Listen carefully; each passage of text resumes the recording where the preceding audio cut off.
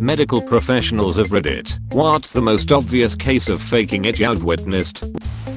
I commonly have young kids who really want glasses because some of their friends have them.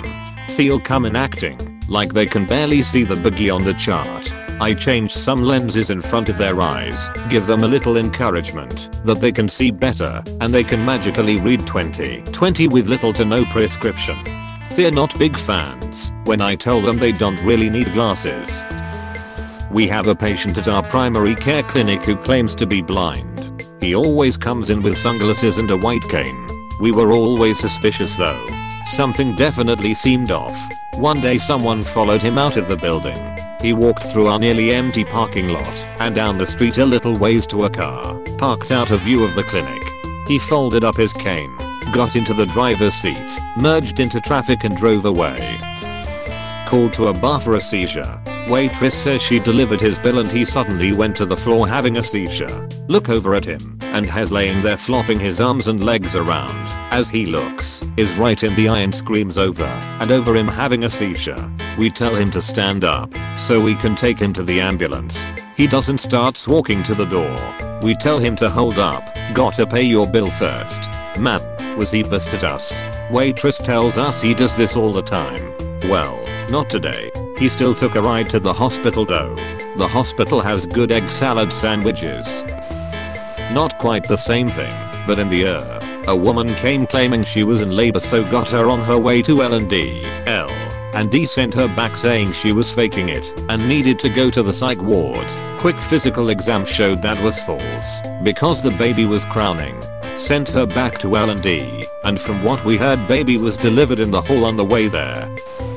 My mom had a patient who said she had past kidney stones at home and needed painkillers. The lady actually brought in the kidney stones as proof. Patients don't usually do this, and the stones were way bigger than people can pass on their own. My mom sent them to the lab, and they came back as geological origin.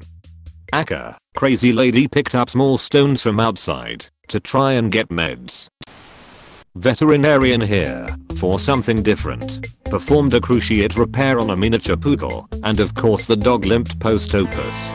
Came in for radiographs a month later to confirm healing. Looked great, but dog was still limping.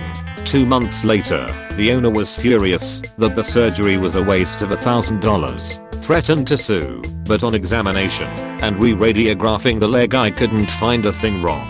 On a hunch, I asked the owner to leave the dog with me for additional tests that would be of no cost to her, so she went shopping for an hour. During that time, I set up a video camera to record the dog in the kennel run. The moment the dog didn't hear the owner or the car anymore, boom, all 4 legs working like a charm, dog running around perfectly normal. Called the owner and asked her to return after half an hour, set the camera to record again, and the moment the dog heard the familiar car returning, the limp came back as well. I had a fun few minutes explaining to the owner that her dog was faking the sore leg for retention. Got the usual "oh no, my fur baby Snooky Wickums wouldn't do such a thing." So I showed her the footage, clearly showing her dog running around fine, as well as showing what happened when her car returned. Instructed her to ignore the dog while it was limping. Limp magically went away after a week of not getting attention for it. I had a woman come into Trigen labor and delivery. We ruled her off for breaking her water. She was pissed that she wasn't going to get induced and be delivered. So after I left the room, she flooded the bed, the floor and herself with tap water. Literally gallons and gallons of water. It was leaking out from under the door. So much water it was like that scene in Coneheads. She said it was her water breaking. Again quickly ruled her out and told her she needed to go home. She subsequently peed the bed before leaving. When I wanted to be a physical therapist, I volunteered at one of my local clinics.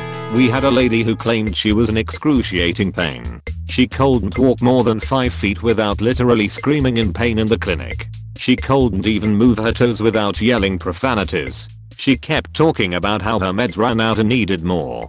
She also started talking about how her whole family thought she was an addict, but she swore wasn't. I started feeling for her a little. She seemed nice and like she was going through some mess. But then once the doctor walked out of the room, her and I got to talking about music.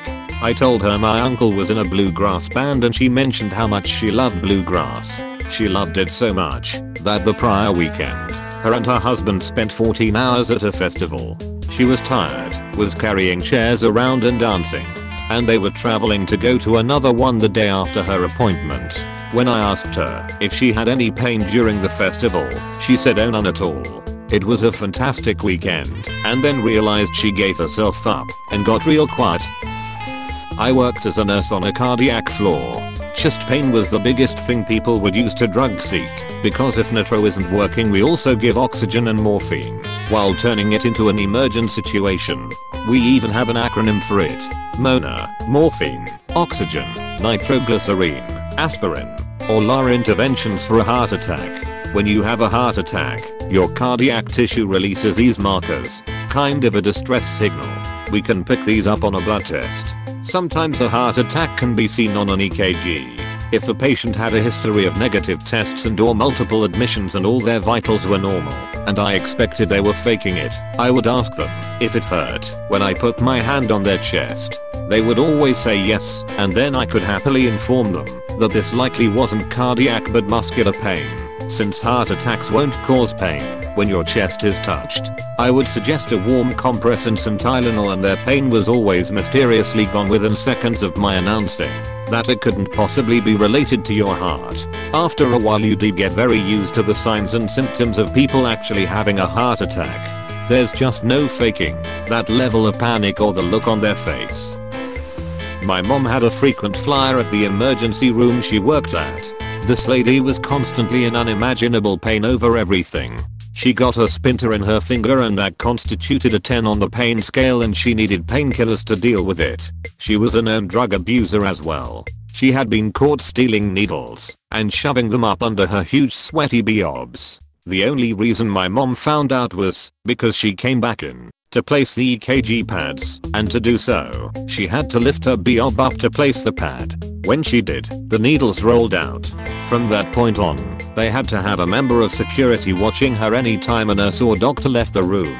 She also had a massive arrest record, and there were times the cops would bring her to the ER instead of an ambulance.